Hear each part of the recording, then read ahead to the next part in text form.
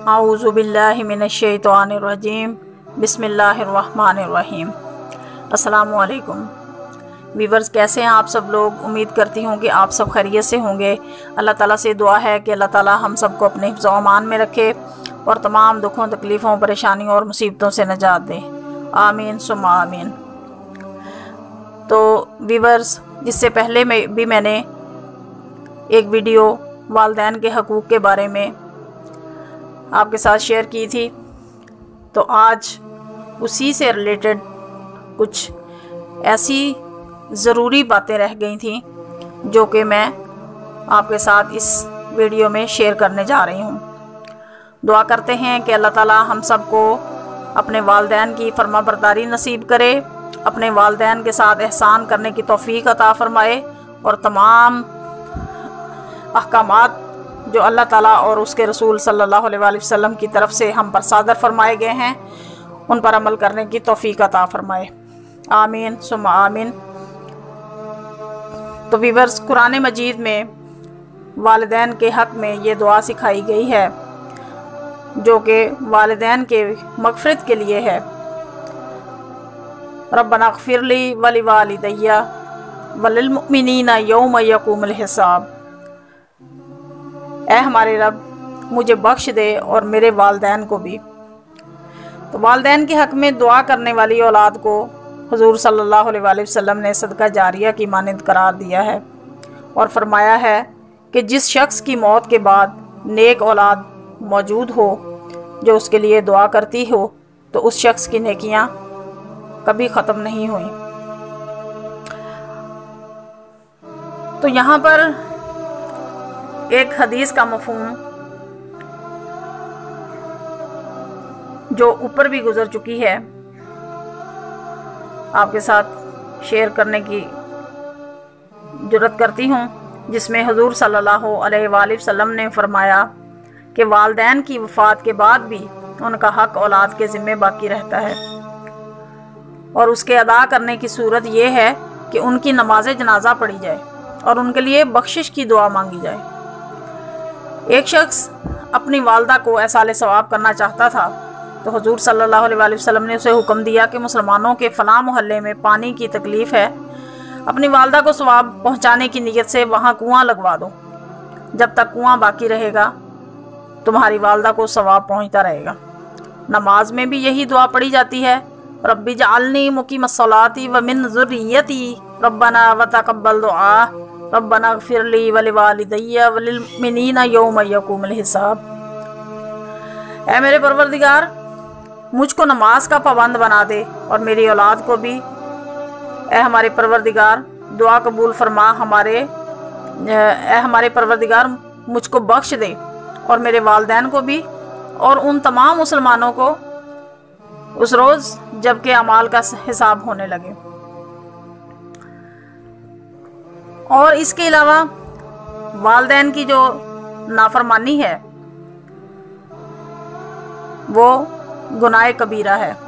ये पिछली वीडियो में भी मैं बयान कर चुकी हूँ, तो इस वीडियो में भी दोबारा से उसे बयान करना चाहूँगी ताकि ज़हन नशीन रहे, क्योंकि ये इंतहाई ज़रूरी है कि हमें चाहिए कि हम अपने बच्चों को वालिदैन के हकूक़ जो है उसका जो उनके जो फ़ायदे हैं उनके बारे में अपने बच्चों को हर वक्त ब्रीफ़ करते रहें और वालिदैन के साथ जो नाफरमानी के गुनाह हैं उनके बारे में भी अपने बच्चों को ब्रीफ़ करते रहें।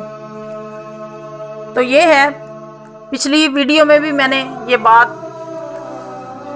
शेयर की थी कि अल्लाह ताला ने फरमाया कि शिर्क करना सबसे बड़ा गुनाह है। अल्लाह ताला के साथ किसी को शरीक करना सबसे बड़ा गुनाह है और उसके बाद गुनाह कौन सा है? वालिदैन के साथ नाफरमानी करना गुनाह कबीरा है। रसूलुल्लाह सल्लल्लाहु अलैहि वसल्लम ने बहुत सी अहादीस में माँ बाप की खिदमत ना करने और उनकी नाफरमानी और बदसलूकी करने को कबीरा गुनाह करार दिया है और उस बुराई को शिर्क के साथ मिलाकर बयान किया है। तो एक जगह इरशाद होता है, बड़े बड़े गुनाह ये हैं खुदा का शरीक बनाना, वालिदैन से बदसलूकी करना, नाहक कत्ल करना और झूठी कसम खाना। एक और हदीस मुबारका का मफहूम है कि आप सल्लल्लाहु अलैहि वसल्लम ने फरमाया, वालिदैन को गाली देना गुनाह कबीरा है।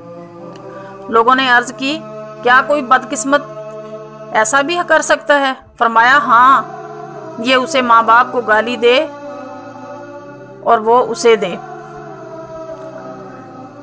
तो कितनी बड़ी इंसान की बदबख्ती है कि वो जो है अपने वालिदैन के साथ नाफरमानी करे और उनके साथ जो है वो बुरा सलूक करे और उन्हें गाली गलौज करे। अब यहाँ पर अल्लाह ताला ने जो वालिदैन के साथ जुड़े हुए बहुत करीबी रिश्ते हैं, जो दूध शरीक रिश्ते हैं, उनके बारे में अल्लाह पाक ने बहुत वजाहत से कुरान पाक में उनके हकूक़ बयान किए हैं। तो फिर खुद सोचें कि वालिदैन के हकूक़ कितने ज़रूरी हैं। तो यहाँ पर कुरान और हदीस की रोशनी में एक बात को मैं एक हदीस पाक के मफहूम के मुताबिक एक बात मैं आपसे शेयर करती हूँ कि चचा बाप की मानिंद है।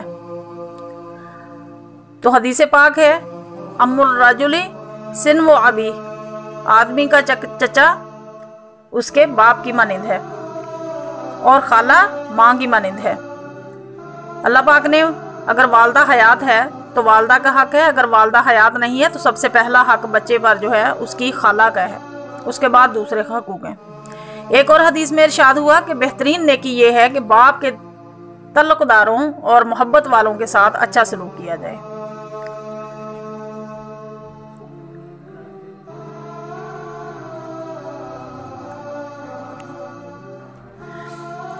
इरशाद नबवी सल्लल्लाहु अलैहि वसल्लम है कि जो शख्स के उसके माँ बाप उससे खुश हों, उसके लिए जन्नत के 2 दरवाजे खुल जाते हैं। अगर उनमें से एक जिंदा हुआ तो उसे खुश कर लिया जाए तो एक दरवाज़ा खुल जाता है। फिर 3 मरतबा फरमाया, अगरचे वो तुम्हारी हक तलफी भी करें तो तुम्हारा फ़र्ज़ यही है कि उनका एहतराम मलहूज़ रखो, और जिसके वालिदैन उससे नाराज़ हों उसके लिए दोज़ख के 2 दरवाजे खुल जाते हैं। अस्तगफिरुल्लाह। अगर एक भी जिंदा है तो एक दरवाज़ा खुल जाता है। खिलाफ शरअ कामों के सिवा हर बात में वालिदैन की अताअत फ़र्ज़ है। कुरान मजीद में इरशाद होता है कि अगर वो तेरे दरपे हों कि तू मेरे साथ किसी ऐसी चीज़ को शरीक करे जिसका तुझे कुछ भी इल्म नहीं, तो उनका कहना ना मानना। हाँ, दुनिया के कामों में उनका अच्छी तरह साथ देना। तो यहाँ पर अल्लाह पाक ने सिर्फ वालिदैन का हुक्म जो है वो एक किस्म का हुक्म ऐसा है कि जिसे रद्द किया गया है। वो भी क्या कि अगर तुम्हारे वालिदैन इस बात का हुक्म दें कि अल्लाह के साथ शरीक ठहराओ तो ना, फिर उनका कहना ना मानना, वरना उनकी हर जायज़ और नाजायज़ बात जो है उसे मानने का तुम्हारा हक बनता है और तुम पर ये फ़र्ज़ है। हज़रत इब्राहीम खलीलुल्लाह अलैहिस्सलाम के बाप आज़र बुत तराश और बुत फरोश थे। जब आप सल्लल्लाहु अलैहि वसल्लम ने अपने बाप को जब आप अलैहिस्सलाम ने अपने बाप को तौहीद की तालीम दी और बुत परस्ती तर्क करने को कहा तो उसने आप अलैहिस्सलाम को संसार करने की धमकी दी और आप अलैहिस्सलाम अपने घर से निकाल दिए गए। लेकिन हज़रत इब्राहीम फिर भी अपने बाप का अदब व एहतराम करते थे और उसके लिए हिदायत और बख्शिश की दुआ मांगते थे।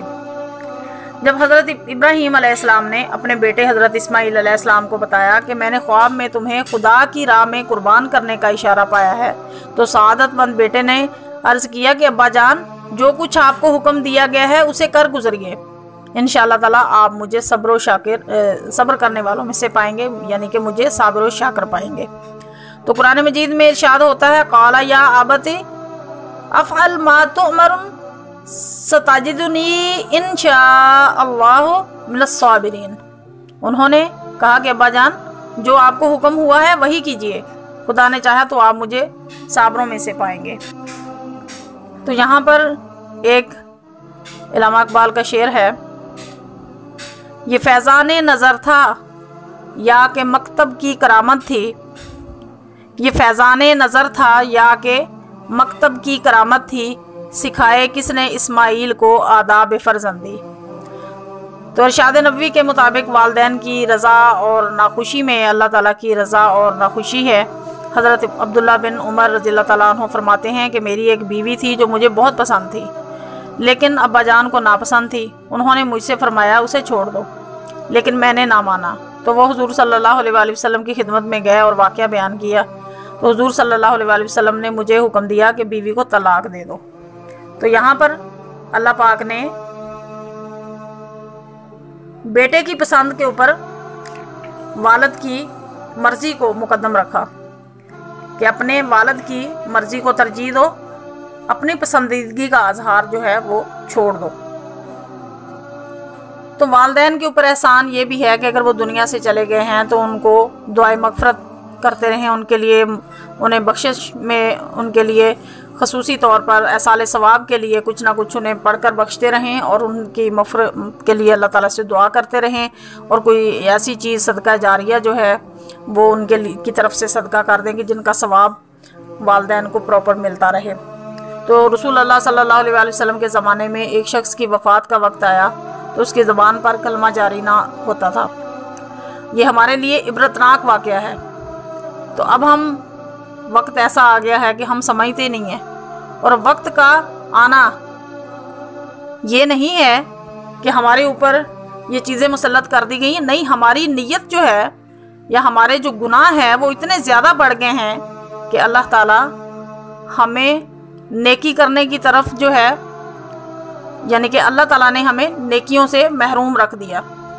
ہم اپنے گناہوں کے سبب نیکیاں کرنے سے پیچھے ہٹ گئے اور گناہوں کی طرف بڑھتے جا رہے ہیں، کیونکہ ہماری اپنی مرضی ہے، یہ اللہ تعالیٰ نے نہیں کیا۔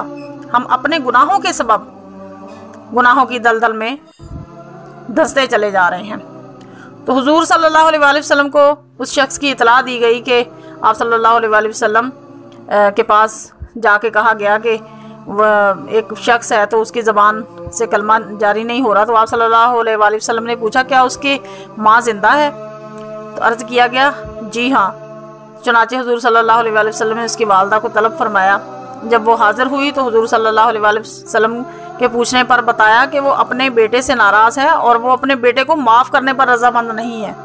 تو حضور صلی اللہ علیہ وآلہ وسلم نے فرمایا کہ لکڑیاں جمع کی جائیں اور ان میں آگ لگائی جائے اور پھر اس کے بیٹے کو آگ میں ڈال دیا جائے۔ اس پر ماں تڑپ اٹھی اور کہنے لگی کہ اسے آگ میں نہ ڈالا جائے۔ حضور صلی اللہ علیہ وآلہ وسلم نے فرمایا کہ اگر تم اپنے بیٹے کو معاف نہیں کرو گی تو خدا اسے آگ ہی میں ڈالے گا۔ اس پر اس عورت نے اپنے بیٹے کو معاف کر دیا اور اس کے بعد اس کی زبان پر کلمہ جاری ہوا اور وہ خدا کو پیارا ہو گیا۔ والدین کے ان حقوق کو ہم اولاد کے فرائض بھی کہہ سکتے ہیں۔ تو امید کرتی ہوں کہ آپ کو ویڈیو پسند آئی ہوگی۔ ویڈیو پسند آئی ہے تو لائک کیجئے، شیئر کیجئے، چینل کو سبسکرائب نہیں کیا تو چینل کو بھی سبسکرائب کیجئے۔ ملتے ہیں ایک نئی ویڈیو کے ساتھ، تب تک کے لیے اجازت دیجئے۔ اللہ حافظ، فی امان اللہ۔